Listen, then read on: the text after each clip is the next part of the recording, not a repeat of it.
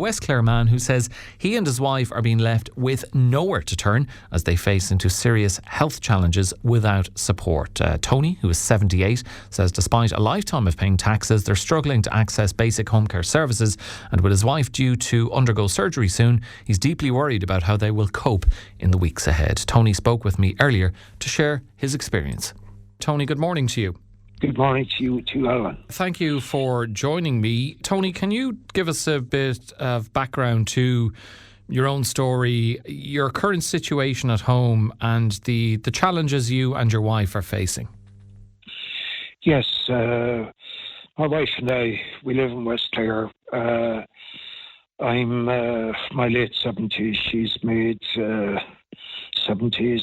She has spinal decompression, which she has to have a serious operation on.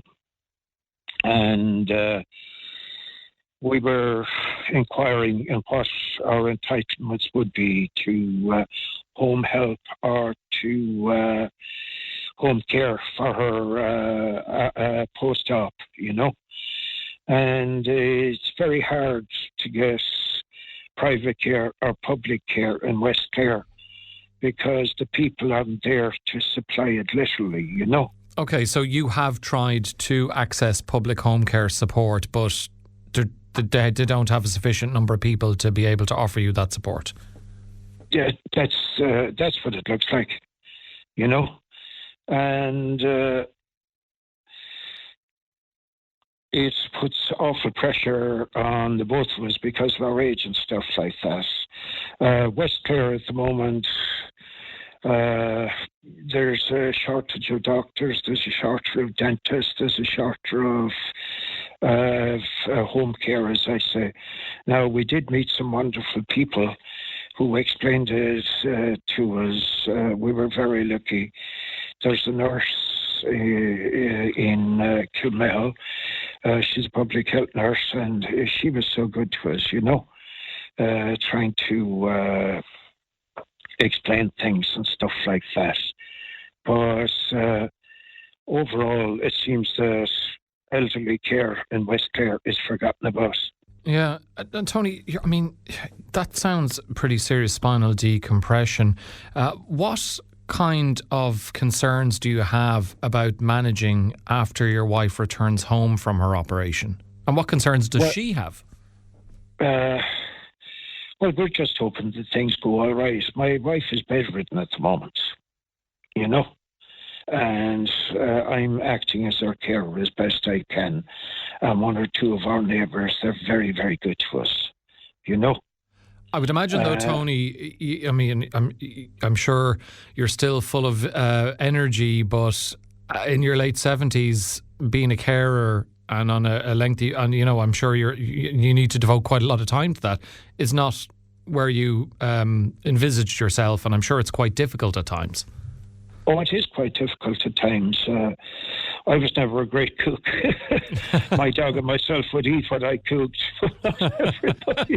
How about your wife? Is she having to force it down? Not quiet, but she keeps me instructed, you know. And there's her personal care as well then, like, you know. If she wants a bed bath or something like that, because I have bought aids for her, and I'll have to buy an aid for our bathroom, a chair that possibly she can sit down on after surgery, you know. Do you follow? Yeah, I do. And it sounds like you're making the best of the situation you're in, but once your wife comes back from the operation or returns home, without that home care support, it's going to be very difficult. What are you going to do? I'm not quite sure. Home care, as I said, she was very scarce in West Clare. The nurse that I was talking to was so kind. She gave me a list of, shall we say, private carers. But I may or may not be able to afford them. Do you understand what I'm saying to you?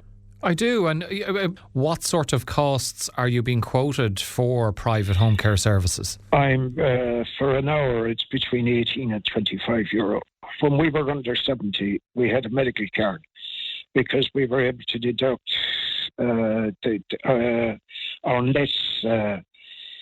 Unless salary was taken into consideration. But once you reach 70 and go over it, it's your gross salary. So you can't deduct the taxes you pay, and I'm still paying tax and universal social charge and stuff like that.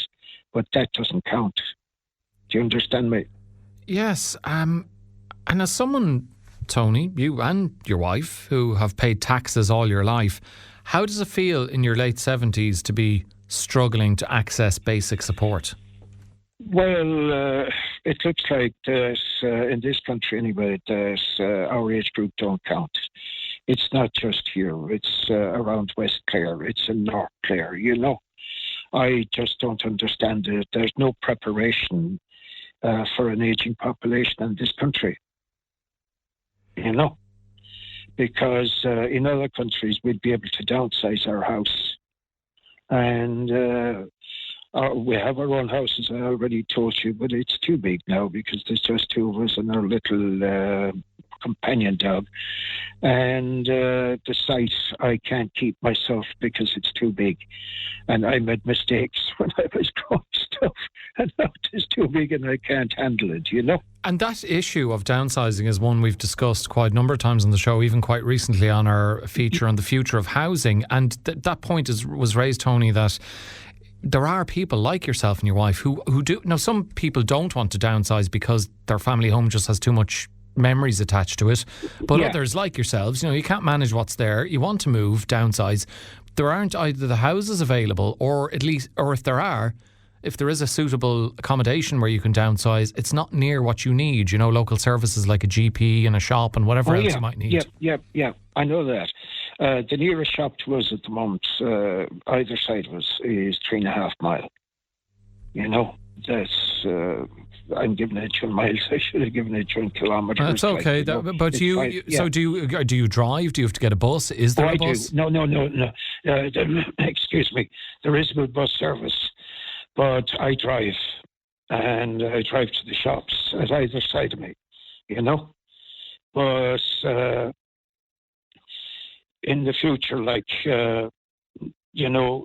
you'd think that the government would think ahead and have, like other countries have, shall we say, retirement villages and stuff like that. I have a friend in Ennistimon, and I was talking to him there lately, and the old convent school in Ennistimon, there was a committee there, and they were trying to turn it into shall we say, a retirement area for elderly people who could come in a bit, and be near civilization. And it was refused, and now it's been turned into social housing, And that is undoubtedly disheartening to you and others who would like to downsize. Oh, it is, yeah. And also to have a bit of care in our latter years, you know what I mean? So you feel the government is basically not giving the elderly enough, or is ignoring them? Well, what I'm saying is the government seems to be not thinking about it now. It's not just this government. There was governments before it. And like everyone knows for years that our population is aging. And, there's nothing been done about it, They say when it comes to election time, Tony, that governments everywhere are cognizant of the so-called grey vote, that it is older members of society who are more likely to get out and vote. Is that what you will be doing come whenever, if the election is in 28, 29? Or do you dread having to wait that long, given the situation you and your wife are in, before you can cast your vote and effect a change? Well, I've always voted, and I've always advised people to vote. But I found in the last election, particularly, that there was, it's from Innis to East Clare, that all the people were elected. There was no one elected from West Clare. So we don't have a voice at the table, if you know what I mean. Yeah, and I guess I can see how that'd be a problem, albeit I suppose the members who were elected would say, look, they do their best to represent the whole county, but it's understandable how you feel. Yeah, some of them do. I can tell you that some of them do, but still, we don't have the numbers here. Do you understand what I'm saying? And do you think maybe you don't have the numbers there is part of the problem, or part of the reason why in another scenario there aren't enough supports in place for older people living in rural areas like West Clare. Is that an issue that maybe they don't feel there's sufficient numbers of people to warrant them? I don't know, and that's been honest with you. I couldn't think like that. That if you have elderly people in an area, they need support. And if a government thought, like you just said there, I think to be totally wrong. Because from here to Loophead, the population is declining. And more elderly people are being left behind. So I just hope the governments wouldn't think like that, but they'd want to wake up and do something. So as it stands, Tony, your wife will have the operation. You'll come home. Yes. You won't have much in the way or any home care support. You can't afford private home care services. Hold on a minute now. If I'm pushed to the limit, I'll have to pay for private. I can't leave her without personal. Okay, so you will pay for it, but I guess how long will you be able to do that, given it is, as you say, you've been quoted €18 to €25 an hour? Yeah, I don't know is the honest answer to that. It can't go on indefinitely, So what would you say to government ministers or decision makers if they're listening this morning? Look down the line about the UN time, that really want to start the ball rolling as regards elderly care, and particularly in the west of Ireland, because I followed different reports and stuff like that, and the amount of people that are aging in the west of Ireland particularly is unreal as regards the rest of the country. They're isolated and stuff like that. They don't have services. I mean, in other countries, if you go to the Nordic countries and to see the services there for the elderly people, I was watching a programme there with Baz earlier on during the year, and there was a Limerick woman who'd been raised in Kilkee, and I think it was in Norway she was in. And Baz asked her, would she come home again? And she said she'd come home for 90 days, but not no more than that, because this care service she will get in time is unbelievable, You pay your taxes there, but they respond and look after you. Whereas here, you're kind of left to your own devices. I mean, how is it logical that, say, if you're under 70, you can deduct you can use your basic salary to apply for a medical card, and when you go over 70, it's your gross. It doesn't make common sense. Yeah, and I'm sure you're not the only one who feels like that. Tony, thank you so much for sharing yours and your wife's story with us. We can only hope that the operation is a success, and that post-operation care, as you say, you will have to go private, but hopefully whatever you're able to get is sufficient, and because, as you say, it can't go on indefinitely. The very best to you and your other half, and thank you so much for joining us on Morning Focus to share that with us. And thank you. Thank you, Alan.